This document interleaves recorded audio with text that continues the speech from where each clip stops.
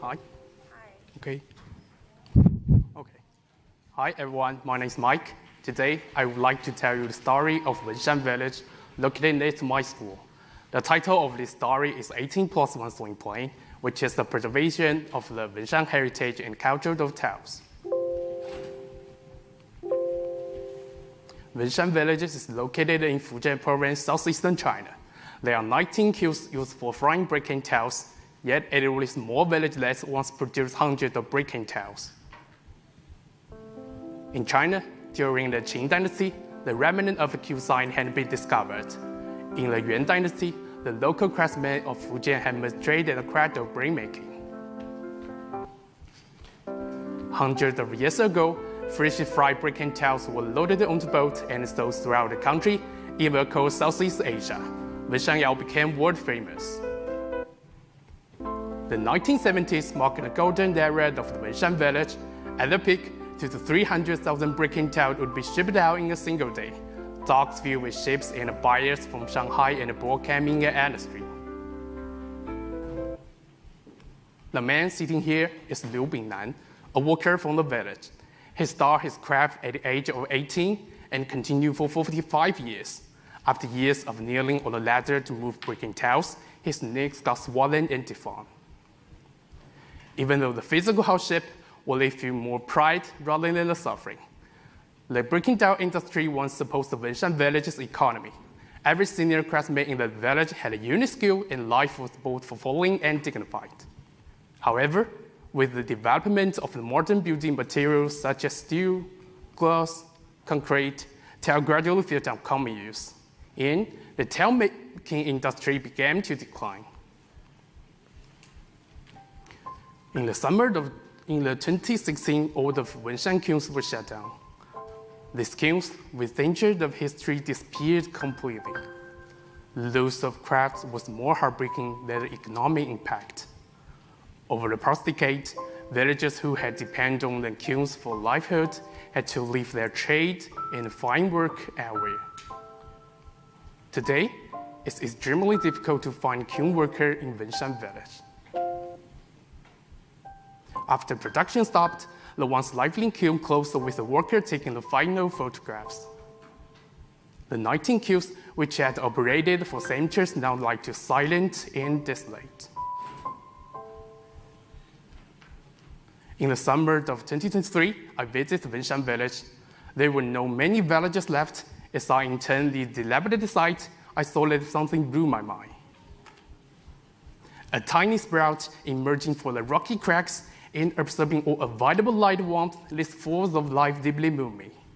So I asked myself, is there a way to revive the site?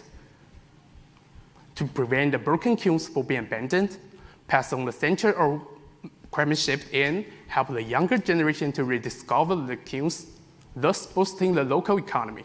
So I make an attempt. First, I elevated the 19 kilns on the site, and then I proposed a new plan addressing four needs: policy, industry, economy, and culture. This plan is called 18+1, which means that 18 kilns do something and 1 kiln do nothing. How to carry out this plan?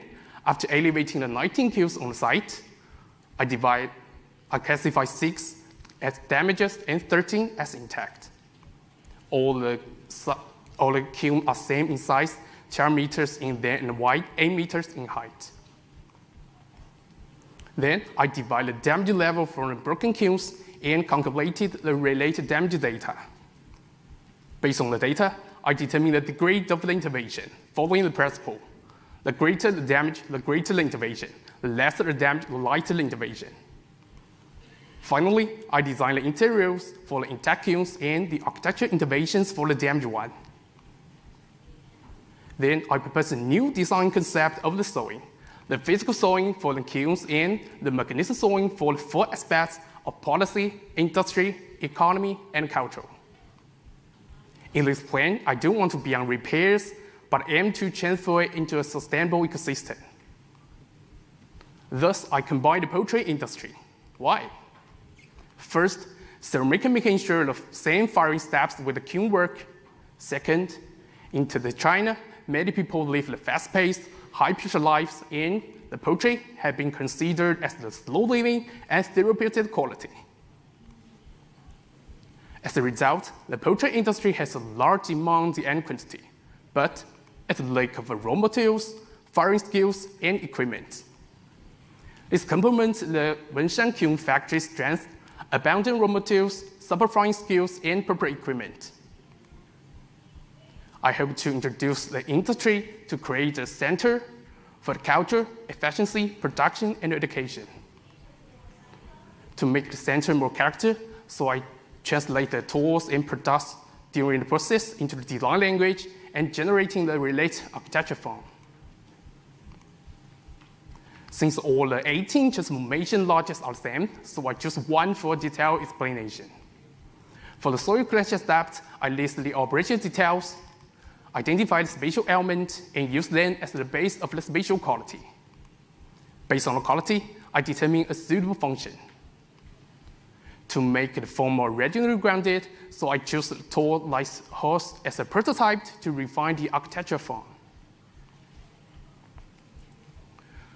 Among the 19 cubes, I select 18 for do something, and 1 for do nothing.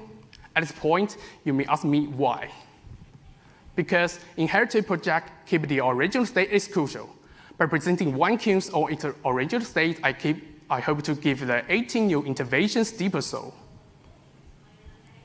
The 18 new functions include 3 main categories: exhibition, leisure, and nostalgia. In exhibition category, there are 6 functions: exhibition hall, art studio, history museum, product pavilion, art gallery, and exhibition area. In leisure category, portrait making, a bar, a restaurant, art installations, and a multifunction hall. In nostalgia category, warehouse, giant area, souvenir shop, art store, and memory space. I hope villagers can keep passing on the firing techniques here, and tourists can remember it through the immersive experience, and children can then carry on by making ceramics, the tradition by making ceramics. Besides transforming the 19 cubes, I divide the room into 3 levels and connect cubes through the landscape corridors. Given the humid rainy climate in southeastern China, I created new building facades with the perforated aluminum sheets to make the structures more durable and sustainable.